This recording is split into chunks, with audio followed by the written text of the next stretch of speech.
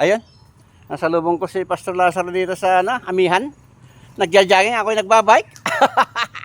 Ayan si Pastor na nag-ensayo talaga kasi kailangan niya talaga mag-ensayo kasi black belter to kasi kaya medyo hindi pwede na, pwede yun. Pwede naman. Pwede naman black belter talaga. Oh, kaya hinahanap ng katawan niya ng exercise talaga. Kaya paminsan-minsan jogging siya, paminsan-minsan niya. Pero mas marami yung bike, di ba, bro? Wala natin yung style. Ano mensahe natin ngayon, bro? Makulimlim ang panahon, no, sa mga bikers. Right. Ano ba yung magandang ano natin ngayon? Ano ba yung Ang balita niya sa wag natin banggitin 'yan sa mga napapanood natin sa social media kasi very ano yun karumal-dumal mga napapanood ko dyan sa social media. kaya nga yung sinabi ng Bible eh. Kaya napaka ano pala yun, pinapatay pala parang baboy pala kinakatay yun sa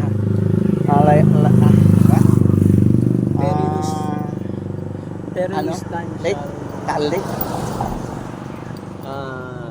Anong mensahe mo tungkol sa mga ganyan? Spiritual message. Walang lihim na hindi nabubunyag, di ba? Lahat hayag sa kanya. Ito yung secret sa harapan ng Panginoon kasi sabi nga ni David, di ba? Kahit saan siya magpunta, ang ano ng Panginoon nandoon sa kanya, sinusundan siya. Hindi kasi natin kaya presensya ng Diyos. No, mabigat kalaban ng Diyos eh. Naalala mo yung hinold up na pinatay nila sa Nueva Ecija. Oo, kalahin mo pumunta pa doon, talaga tinuro kung saan niya ditapon. Nakonsensya siya eh. Tatlo sila, dalawa lang yung ano, di ba? Buhay ang Diyos natin, bro. Hindi lahat ng panahon, hindi lahat oras na ay nakakalihim. Ang sabi naman ng Panginoon, bro, walang lihim na hindi nabubunyag. Di ba? Gagawa ng paraan. Parang malanganin tayo dito. Oo nga, ano? Medyo usod tayo. Usod tayo. Baka tayo naman yung makakitang nandun sa damuhan. Oo nga Kita ko nga sa team. Kasi yung karumal-dumal na krimen. Oo.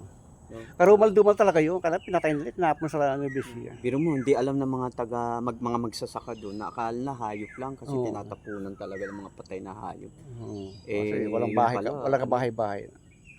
Wala nang takot ang tao, no? Antindi. Yan ang gawain ng Satanas talaga. Kasi may kinuha yata silang sasakyan o ano ba yun, no? Palagay ko, dinrive nila yun, bro. Tapos sinawali dyan sa Valenzuela. Ay, hindi ba nakinuha yun? O hold up lang talaga hold up, hold up yan. Ang problema, lumaban. Mga bata pa yun ang hold up. Alam mo yung tao, lumalaban ng patas. Kasi, siyempre, pag inalisan mo siya ng kanyang kabuhayan, parang inalisan mo na rin siya ng kinabukasan. Oo, kaya lumaban siya. Kaya siyempre, kahit naman sino, yung halimbawa, kukunin yung mahalaga siya. Hindi naman kasi mura sa sasakyan eh. Diba kasi noon, yung invite mo nga, mahalaga yan eh. Oo. Pero mas mahal yung kinuha.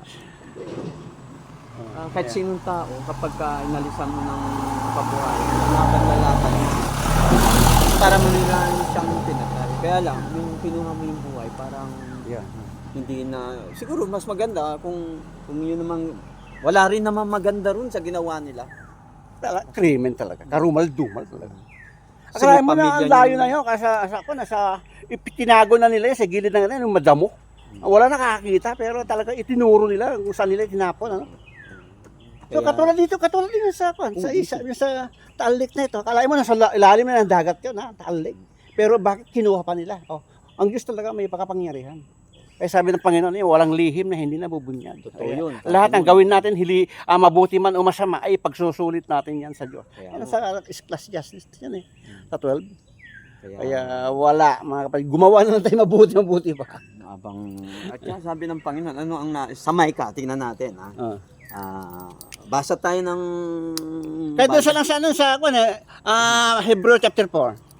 Di ba nando doon, walang lihim na dinubunyag, lahat isang pagsusulit natin. Sa Micah chapter 8, yun. natin. Tingnan natin, mag-Bible reading tayo. May bulong tayo kasi dadawang tayo. Para at least meron matutunan ng mga tao, di ba?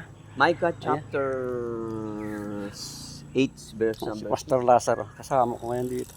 Hanapin muna namin yung talata para meron kaming ebidensya na yung lihim ay hindi na Hindi ibubunyag. naman, yung tungkol lang to sa... Ay nabubunyag.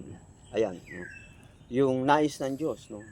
Sabi dito sa chapter 6, verse number 8. Okay, sabi diyan, He has shown me, or He has showed thee, O man, what is good, and what that the Lord require of thee, but to do justly. Gumawa ka ng mabuti, but to do justly. Mm. And to love mercy. To love mercy. No? Mm. Ibigin mo yung yung kaawaan, no? And to walk humbly with thy God, with your God, no? Yung yung nire-required ng Diyos sa tao is but to do justly. Ibig sabihin maging Makatarungan ka. matapat ka, no? Sabi diyan, and to love mercy. Kaawaan mo ang ibigin mo ang kaawaan. Doon tayong mga tao, dapat ibigin natin kaawaan. Huwag yung puro puot yung nasa puso natin. No, marunong tayo mapagpatawad. Yung mga bagay na maliliit na bagay lang, hindi naman dapat yan binibigyan ng pansin. Bigyan natin pansin yung makabubuti sa kapwa. Kaya tayo, nagbabike, nagja-jogging, naglalakad, to meet a new friend. Oo, Hindi tayo naghahanap ng kaaway, naghahanap tayo ng kaibigan. So, yung kaibigan na yon, yung magbibigay ng encouragement sa bawat isa sa atin, yung partnership. Oo. Ayan, tulad niyan. Ayan, mga kaibigan. Mga kaibigan. Kumusta na kayo? Ayan, yung mga kaibigan namin, mga bikers na nadaanan kami rito. Ay, naglalakad din kami. Oo. Sige. Masarap yung may kabatian sa daan. Oo, kasi lahat naman ng mga bikers maraming dito. kaibigan. Maraming kang Kilala kaibigan. natin, Wala. mga bikers dito. Wala kang kaaway, di ba? Yun importante, wala kang kaaway. Kaya bro, sabi nga, wala. Anuin mo yung bilyon-bilyon na pera mo kung ikaw naman sa napakalaking problema, okay, kayo nakakulong na, di ba? Ang sabi ng Bible ay, makamtan mo man. He gained the whole world and lost your soul. Kung mapapahamak naman, alam niyo, napaka-importante at mahalaga sa Diyos yung kaluluwa ng isang tao. Kaya, hindi niya nais na ang lahat ay mapahamak, kundi magkaroon ng buhay na walang gan.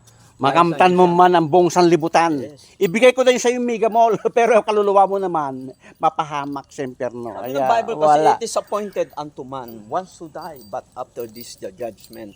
Lahat Itinakda sa tao ang mamatay na minsan at pagkatapos ay paghuhukom. Haba tayong nabubuhay, mayroong pagkakataon tayong magbago. No? At kilalanin natin yung ating tagapagligtas, si Jesus, bilang ating tagapagligtas at Panginoon. No? Once you die, sabi ng Biblia, no? Pupunta ka na, yung kaluluwa mo. Kasi, meron tayong katawang kaluluwa at espiritu. Maghihiwa-hiwala yan. Pag namatay ang tao, yung kanyang body, babalik sa lupa. Oo.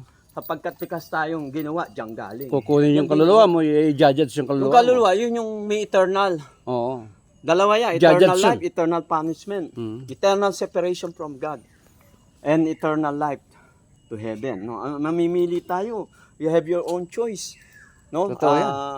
Binigyan tayo ng free will ng Diyos. No? Pumili. No? Sa Diyos ka ba? O sa Diablo? There is no neutral ground. No? Yan. Tingnan mo, when kung yung tayo naglalakbay dito, may mga kasama tayong naglalakbay din dito. Oo. Wala na. Babay. Natikot na, di ba? Oo. Wala na sila, di ba? Ay, morning. Yan. O sige, kasi nun. Ayan, Ano, mga magluluto kapatid, tayo? dyan ang mensahe. Mamaya. Sige, Malayo pa, pagbalik ko Paradise pa na. ako eh. Oo, sige, pupunta muna ako sa Walang tambayan. tangkay ngayon. Yan, mga kapatid, nagbajay si Pastor Lazaro. Ako naman, papunta pa lang sa tambayan. Yan ang mensahe niya. Walang lihim na hinusulat. Lahat ay isusulit natin sa Diyos. Kaya alam na natin na ang tao ay minsan mamatay pagkatapos ay ang paghukom. Kaya pagdating na yung paghukom, i-judge tayo ayon sa ating mga ginawa. Kaya habang buhay pa tayo, gumawa tayo naman para makamtan natin yung kaligtasan ng buhay. Amen?